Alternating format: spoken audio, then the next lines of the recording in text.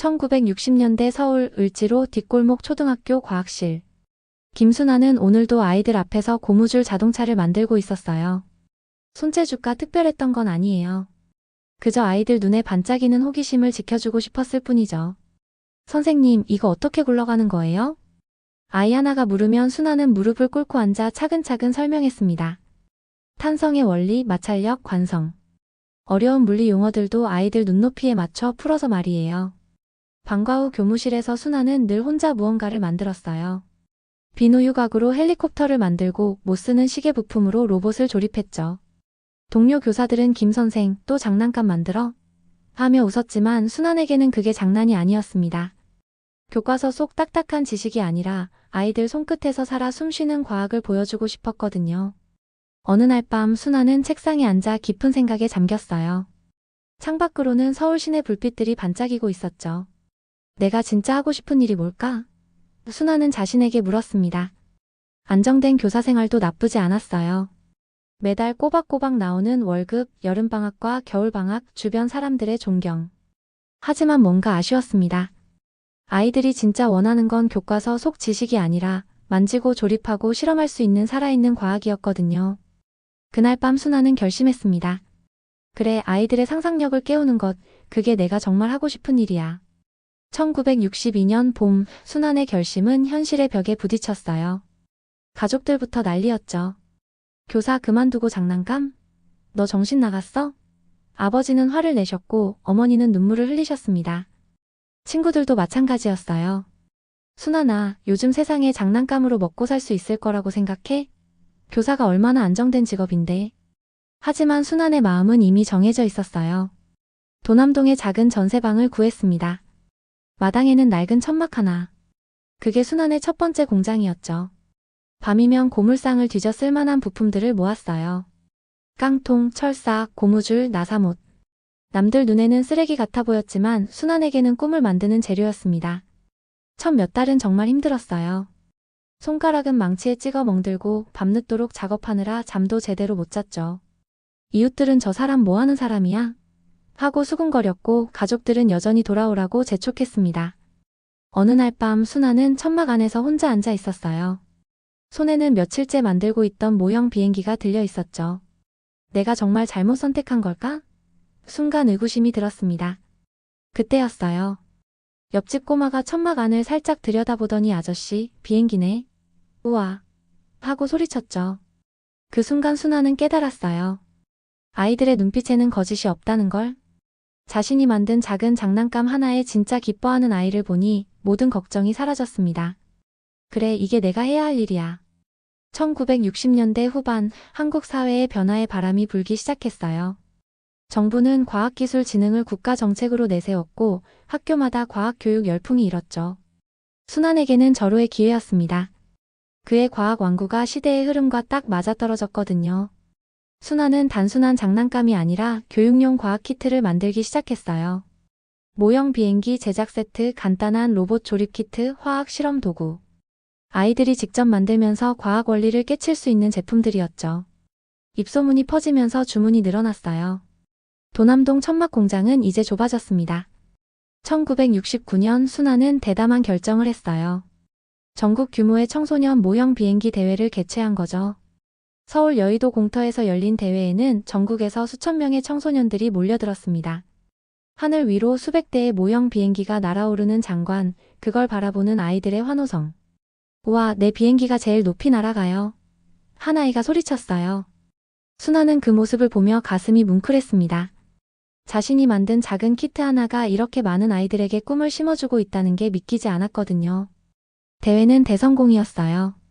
신문과 방송에서 앞다퉈 보도했고 국산 과학 왕구의 아버지라는 별명까지 얻었죠. 순환은 그때 확신했어요. 내 장난감이 아이들을 진짜 과학도로 키우고 있구나. 1970년대 일본 프라모델이 한국 시장을 점령하기 시작했어요.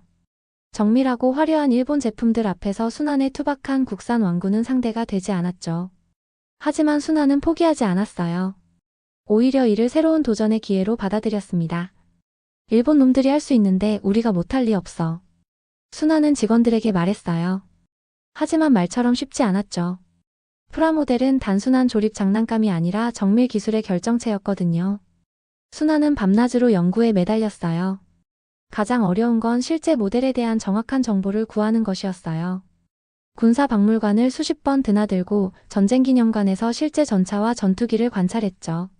심지어 부대 앞에서 시가행진을 하는 군인들을 따라다니며 장비를 자세히 살펴보기도 했어요. 어느 날은 군부대 근처에서 사진을 찍다가 헌병에게 붙잡히기도 했어요. 이 사람 간첩 아니에요? 한참 조사를 받은 후에야 풀려났죠. 순환은 웃으며 말했어요. 간첩으로 오해받을 정도로 관찰했으니 이제 제대로 된 프라모델을 만들 수 있을 거야. 드디어 1975년 순환의 첫 번째 국산 프라모델이 출시되었어요. 한국전쟁 당시 활약한 미군 전차 모델이었죠. 일본 제품만큼 정교하지는 않았지만 우리 역사와 연결된 특별한 의미가 있었어요. 아이들은 열광했습니다. 우리나라에서도 이런 걸 만들 수 있구나. 1980년대 후반 한국 사회는 또 다른 놀이 문화의 혁명을 맞았어요. 바로 애니메이션 달려라 부메랑과 함께 터진 미니카 열풍이었죠. 순환은 이 기회를 놓치지 않았어요. 국산 미니카 브랜드 록버스터를 출시한 거죠. 록버스터는 단순한 장난감이 아니었어요. 아이들이 직접 튜닝할 수 있도록 설계되었거든요. 바퀴를 바꾸고 무게추를 달고 모터를 개조하고 전국의 어린이들이 미니카 마니아가 되었죠. 동네마다 미니카 서킷이 생겼어요. 학교 앞 문구점, 동네 슈퍼 앞, 심지어 아파트 놀이터까지. 아이들은 자신만의 미니카를 들고 모였고 누구 차가 더 빠른지 경쟁했죠. 부메랑파와 슈팅스타파로 나뉘어 치열한 경쟁을 벌였어요. 가장 놀라운 건 학부모들의 반응이었어요. 처음에는 아이들이 무슨 장난감에 저렇게 열중하나 싶었는데 나중에는 부모들이 더 열심이었죠. 우리의 차가 이겼다 하며 환호하는 아버지들, 밤새 아들과 함께 미니카를 튜닝하는 어머니들. 순환은 이런 모습들을 보며 뿌듯했어요. 자신의 장난감이 단순한 놀잇감을 넘어 가족들을 하나로 묶어주는 매개체가 되었다는 걸 깨달았거든요. 이게 바로 내가 꿈꿔왔던 모습이야. 장난감을 통해 온 가족이 함께 즐기고 아이들이 창의력을 키우고. 하지만 성공의 뒤편에는 예상치 못한 문제들도 있었어요. 미니카에 너무 빠져 공부를 소홀히 하는 아이들, 경쟁이 과열되어 다투는 친구들. 순환은 고민에 빠졌습니다. 내가 만든 장난감이 아이들에게 독이 될 수도 있구나. 1990년대 홍콩 액션 영화가 한국을 강타했어요. 영웅 본색, 첩혈상웅. 주윤발과 553의 영화를 본 아이들은 멋진 총격전에 열광했죠. 순환은 이 흐름을 놓치지 않았어요. 안전한 비비탄 총 에어소프트건을 개발한 거죠. 하지만 이번에는 신중했어요. 미니카 열풍 때의 경험을 통해 배웠거든요. 단순히 재미만 추구하는 게 아니라 안전하고 교육적인 요소를 고려했죠.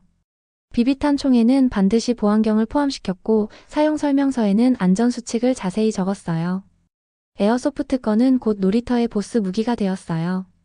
아이들은 친구들과 함께 전쟁놀이를 하며 팀워크와 전략을 배웠죠.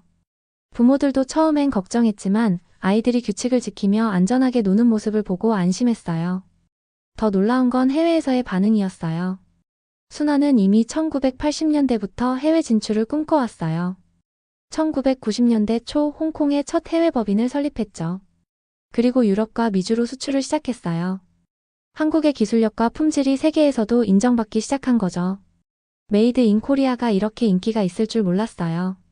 독일 바이어가 말했어요. 순환은 가슴이 벅찼습니다. 도남동 천막에서 시작한 작은 꿈이 이제 세계로 뻗어나가고 있었거든요. 1995년 아카데미 과학은 연 매출 100억 원을 돌파했어요. 직원도 200명을 넘어섰죠.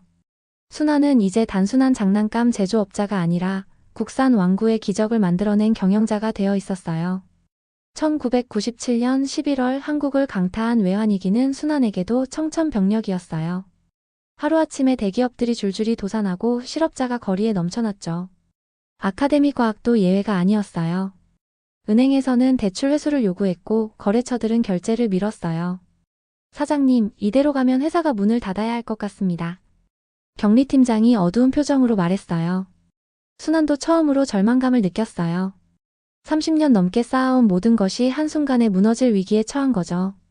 직원들을 불러 모았어요. 미안하다.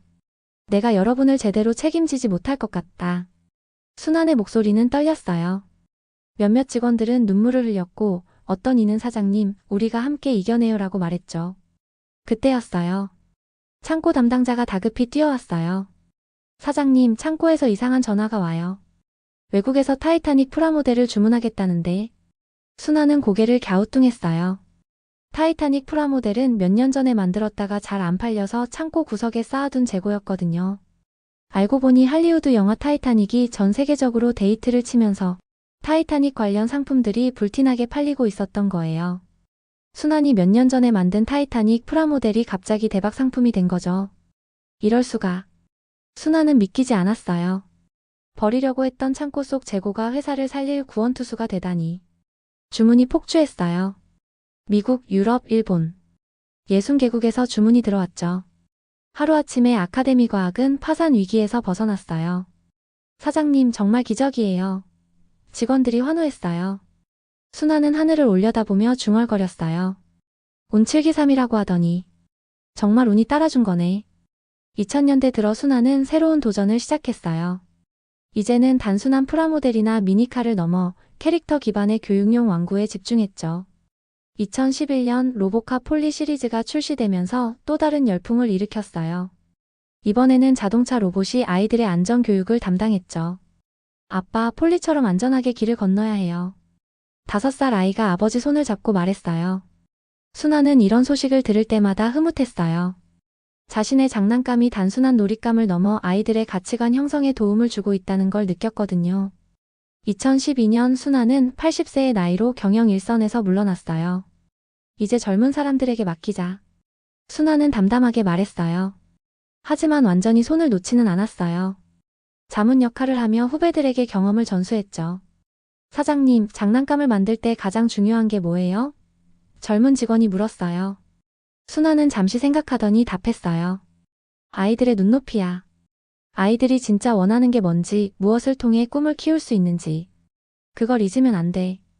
2023년 1월 순환은 90세의 나이로 세상을 떠났어요. 부고 소식이 전해지자 온라인은 추모 메시지로 가득 찼어요. 선생님이 만든 미니카로 어린 시절을 보냈습니다. 프라모델 덕분에 공학도의 꿈을 키웠어요.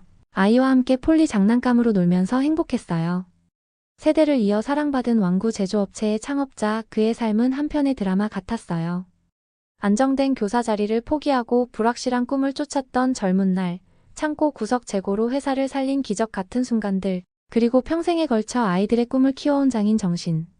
순환의 장례식장에는 어린아이부터 할아버지까지 3대가 함께 조문을 왔어요. 할아버지, 이분이 우리가 가지고 노는 장난감을 만드신 분이야. 한 아버지가 아들에게 설명했어요.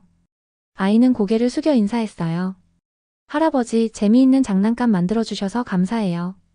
작은 장난감 하나가 60년 넘는 세월 동안 수백만 아이들의 추억이 되고 국가적 위기를 견뎌내는 힘이 되었어요.